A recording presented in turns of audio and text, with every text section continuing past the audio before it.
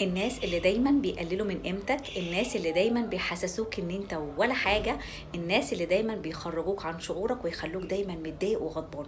تعمل معاهم ايه؟ اول حاجة افهم انت بتتعامل مع مين. انت بتتعامل مع ناس مؤذية، ناس جواهم حقد وغل ليك، ناس دايما عندهم اسقاط، فكل نقص جواهم بيجيبوه في الاشخاص اللي قدامهم. طب اتعامل معاهم ازاي؟ اول حاجة تعلم تكون هادي، يعني هم عايزين يستفزوك ويخلوك متضايق، انت تعلم تكون اعصابك هادية جدا عن طريق تمارين التنفس، بتدي هدوء لعقلي. رقم 2، افضل لغة ولغة العظماء كلنا عارفينها الصمت.